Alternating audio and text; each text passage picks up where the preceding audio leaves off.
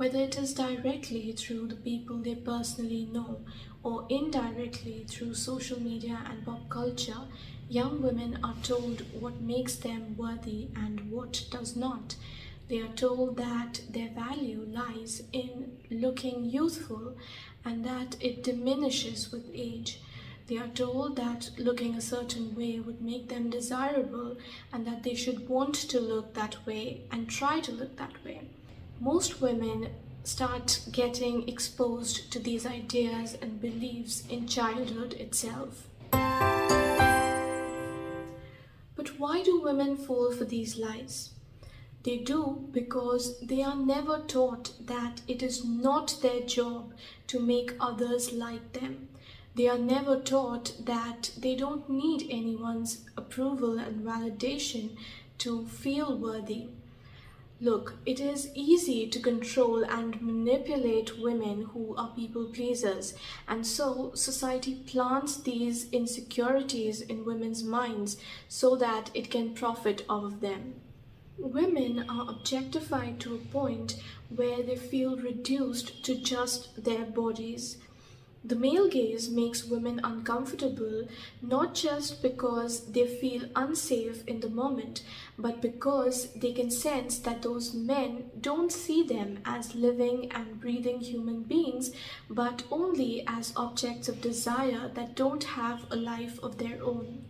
Although the male gaze is present everywhere, I have noticed that it gets worse and even more demeaning in societies and communities that are more conservative. You can just sense that that person does not see you as an equal human being. In that moment, you feel that you have been reduced to just your body, and that is a very disturbing thing to experience. While women are objectified, their own sensuality is curbed. They are judged and shamed for being quote unquote too sensual. Look, women derive their feminine power from their sensuality, but society does not want women to fully realize that power. A woman who is connected to her sensuality is not easy to control. She is secure and she can see through the lies that are used by society to stop women from realizing their true power. Women are told that they need to work like men in order to be treated as equals. Our biological differences are not acknowledged and certainly not honored. Masculinity is considered superior to femininity, and women are expected to be more masculine at work. Look, it is not true equality if we are expected to be identical in order to be treated equally. We don't need to erase our differences to be equal. Women's bodies have an infradian rhythm that's around 28 days long, unlike men whose bodies follow a circadian rhythm. Our hormones fluctuate throughout the month, and so do our energy levels, and so women's bodies are not meant to be equally productive every single day. Not honoring our cyclical nature and pushing ourselves to work like men leads to burnout. The validation and approval that women get for trying to be more masculine tricks them into harming their own physical, mental, and emotional health. Although women are encouraged to be financially independent, they are also expected to be submissive and docile at home. They are not encouraged to have their own opinions, beliefs, and ideas. Opinionated women are inconvenient, and so a good daughter, wife, or daughter in law is expected to maintain harmony in the household by making herself small and being obedient and selfless. Homemakers are not appreciated and valued for everything that they do. People think that women who stay at home do nothing.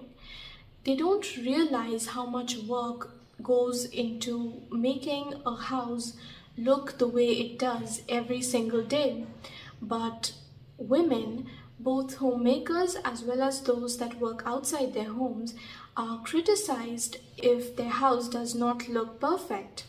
Look, most women like to decorate and keep the place tidy, but this does not mean that they can be taken for granted for doing those things. Women are highly intuitive by nature. We hold a deep feminine wisdom. But society discourages us from trusting our instincts and expects us to rely on logic and reason to make all our choices and decisions. Look, our strength as women lies in our inner knowing. When we cut ourselves off from it, we disconnect from our feminine energy. Look, women do get tricked by society in a variety of ways, but it happens because they themselves give their power away. You can't control others' expectations of you. You can't change the social standards that you are expected to meet in order to get society's validation and approval. You can't stop people from trying to instill fear in you. But you can choose to ignore those social standards and expectations. You can choose to live from a place of trust in yourself and your abilities instead of the fear and insecurities that are peddled to women by society. Your value does not lie in your looks, your youth, your material success, or your likability. It lies in who you are as a person, who you choose to be. The person whose opinion of you matters the most is you. So stop trying to please others. As long as you are satisfied with who you are being and are happy with your choices in life, it does not matter whether you get society's approval or not. If you need to choose between yourself and others, remember that you must always choose yourself.